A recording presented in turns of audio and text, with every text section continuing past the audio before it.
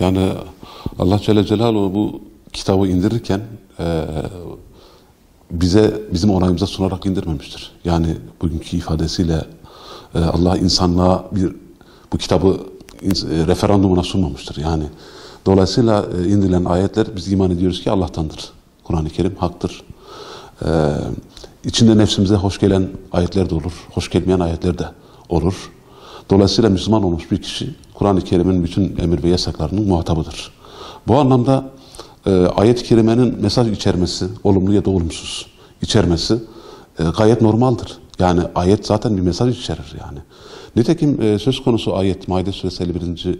ayet-i kerimede ey iman edenler Yahudiler ve Hristiyanlara dost edinmeyin. Onlar birbirinin dostudurlar. Sizlerden kim onları dost edinirse o da onlardandır buyuruyor.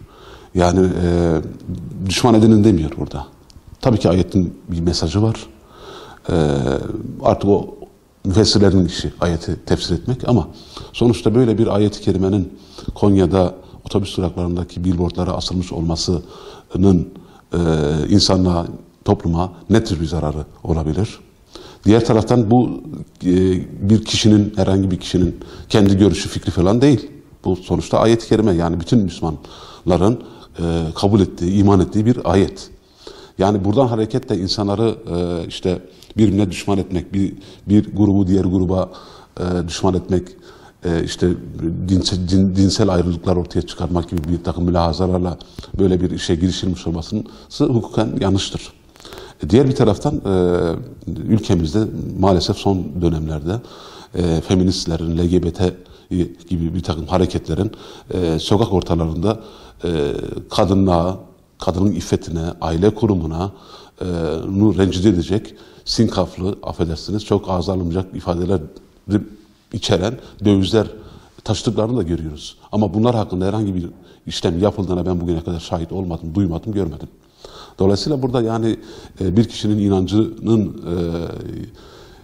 ifadesi olan bir ayet-i kerimeyi bir orta asması, insanların göreceği şekilde asmasının hukuka ne tür bir aykırılığı var? Eğer bu hukuka aykırıysa o zaman bütün Kur'an-ı Kerim kitaplarını toplattıralım. Dolayısıyla burada hani biraz ben şeyi görüyorum, yani ideolojik laikliğin ideolojikleşmiş böyle Jacoben bir uygulaması olduğunu düşünüyorum bunun.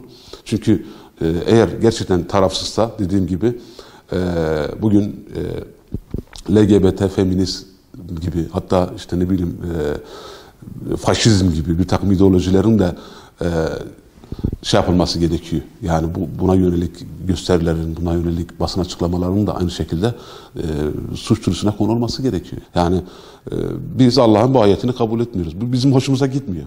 Bize sevgiden bahsedin, barıştan bahsedin, ne bileyim işte çiçeğe, böceğe korumaktan bahsedin.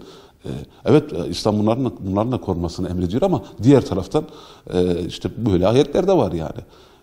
Recm ayetleri de var. Mirasla alakalı ayetler de var. Yani modern telakkiye uymuyor diyerekten biz onun kamusal alanda teşhir edilmesini, kamusal alanda ifade edilmesini niye yasaklayalım? Yani kimsenin böyle bir yetkisi yoktur. Yani bunu laiklik felsefesinden düşündüğünde de bu böyledir. Demokratik hukuk sisteminde ne göre yorumladığında da bu böyledir. İnsanların düşüncelerini ifade etme hakları var. Kaldı ki dediğim gibi bu bir düşünce değil, bir ayet yani sonuçta. Haberi okudum. Hatta Billboard'un işte ASAN, Milli Gençlik Vakfı ve Anadolu Gençlik Derneği'nin şube yetkilileri şey yapılmış, ifadeler alınmış. Ayrıca bu billboardların finansmanını kimin sağladığı yönünde araştırmaya gidilmiş. Yani burada bir şey çıkacağını ben düşünmüyorum şahsen. Yani burada bir ayet var. Yani bir şairin sözünden ziyade, hani şair yanılabilir, bir ideolojisi olabilir, bir dünya görüşü olabilir, beğeniriz, beğenmeyiz. Ama sonuçta insanlığın, yani bütün Müslümanların ortak kabulü olan bir ayet var. Bir kitabın ayeti var yani ortada. Dolayısıyla hani hukuki açıdan ne çıkabilir? Ancak çok zorlama yorumlarla ortaya çıkabilir. Yani o billboard'a asan kişileri ya da kurumu çağıracaksınız. Siz bunu niye astınız? Hangi sahikle astınız? diyeceksiniz. Bu sefer de niyet okuma, okuyuculuk ortaya çıkacak. Yani insanların niyeti üzerinden bu sefer soruşturma yürüteceksiniz yani. Bu ayet-i kerime, Maide suresi 51. ayet-i kerime daha önce bu kadar şey değildi. Yani ne diyeyim ben, bu kadar çok telaffuz edilmiyordu. Özellikle dinler arası diyalog faaliyetleriyle birlikte birçok camide bu ayet-i kerimenin cuma hutbelerinde ben okunduğuna şahidim. O zaman siz o camilerdeki imamlar da içeri almanız gerekiyor. Sonuçta kamusal mekandır orası. Yani ha billboard'a asmışsın ha da bir camideki, devletin bir camisinde, Diyanet'in bir camisinde imamın bu ayeti her cuma okuması var. Yani aynı suç burada da tecelli etmiştir o zaman. Buna göre değerlendirirsek.